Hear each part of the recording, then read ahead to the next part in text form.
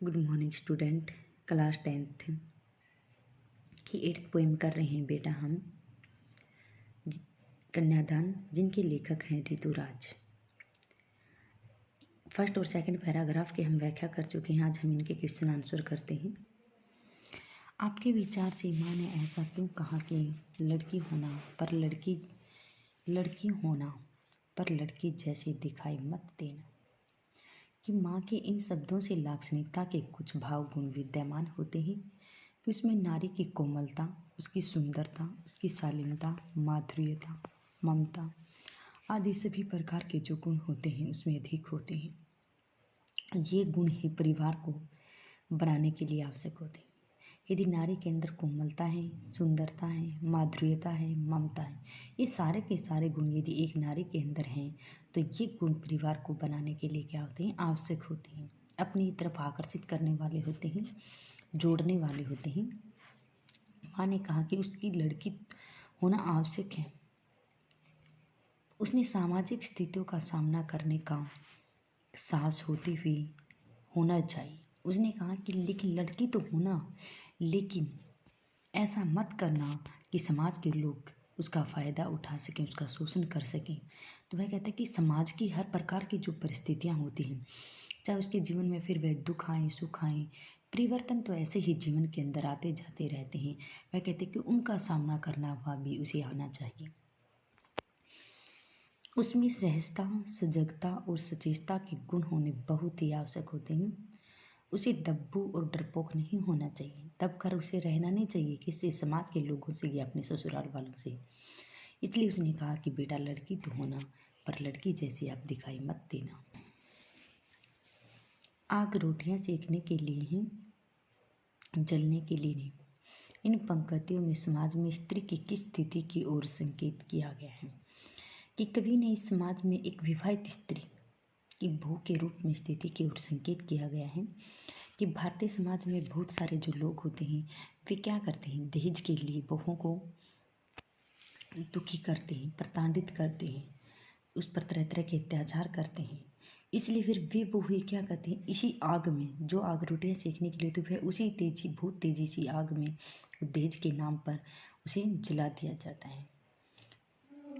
वे जलकर दहेज के नाम पर पुत्र वधू के पिता के घरों को खाली करके भी चैन नहीं पाते हैं।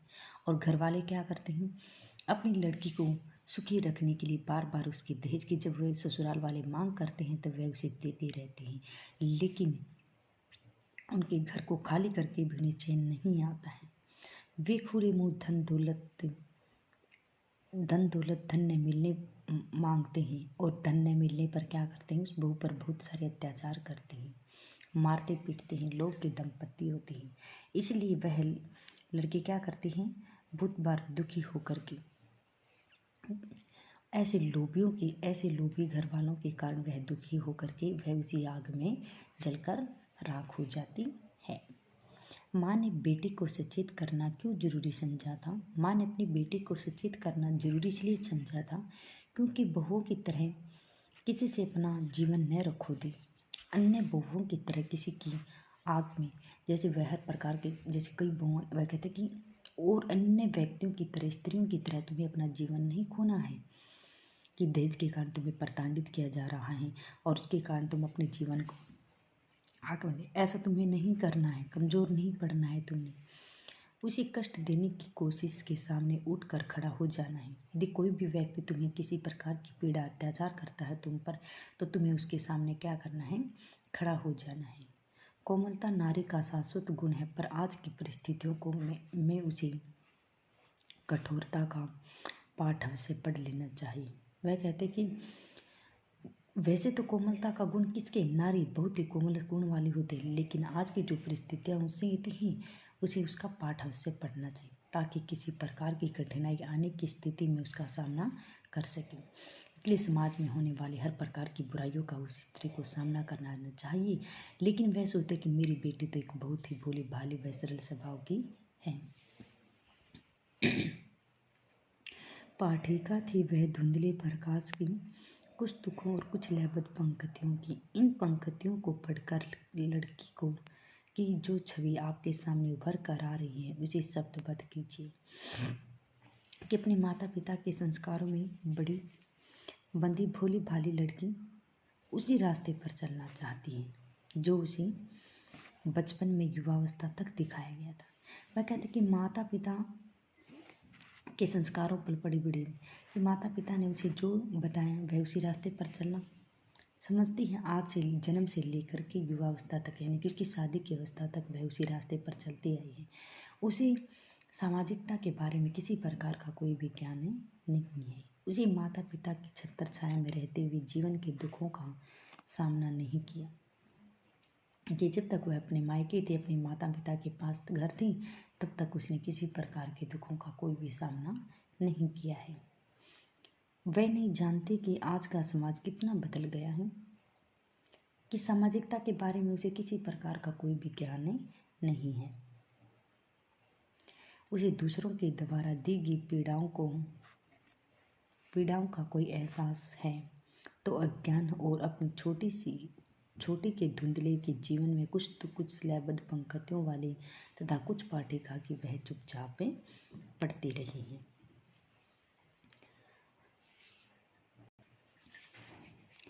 माँ को अपनी बेटी अंतिम पूंजी क्यों लग रही थी? माँ को अपनी बेटी अंतिम पूंजी इसलिए लग रही थी क्योंकि वह क्या थी, उसकी बाद में ससुराल चले जाएगी। माँ अपनी बेटी से हर प्रकार के सुख दुख आदि प्रकार के जो बांटती हैं, वह सुख दुख किसके साथ बांटेगी? क्योंकि उसकी बेटी ही उसकी अंतिम पूंजी थी, उसके निकट रहती थी, उसके साथ रहती थी। अपने सारे सुख दुख वह उसी के साथ बांटती थी। माँ ने बेटी को क्या क्या सीख दी है? माँ ने कहा था कि जब उसका विवाह हो रहा था कि मैंने अपने जीवन के अंदर जिन दुखों को भोगा है वही दुख मैं अपनी बेटी को नहीं भोगने देना चाहती।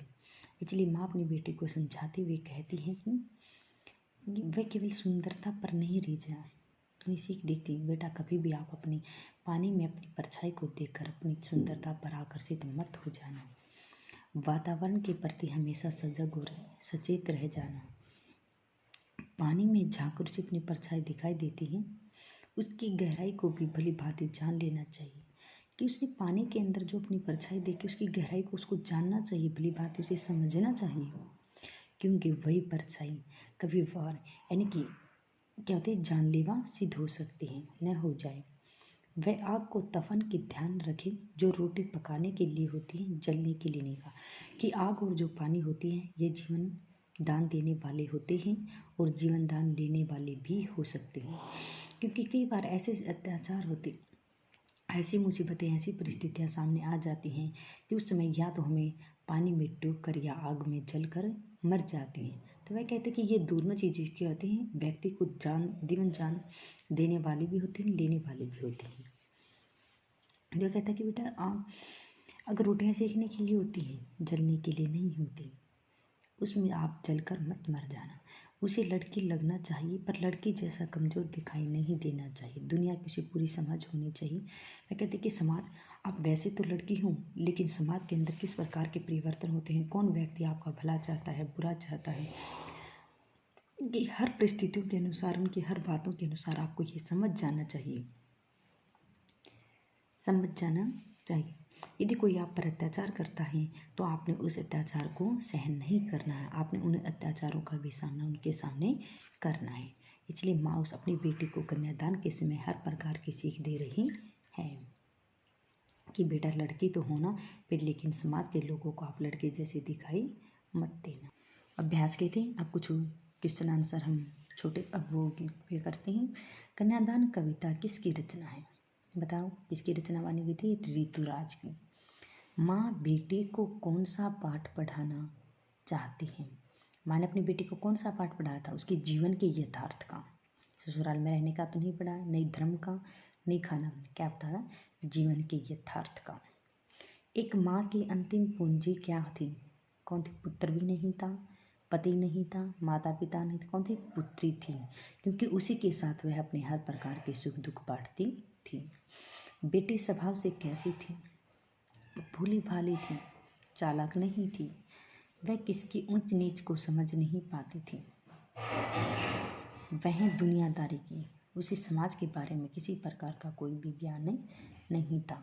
भारतीय समाज में लड़की का दान से क्या तात्पर्य है?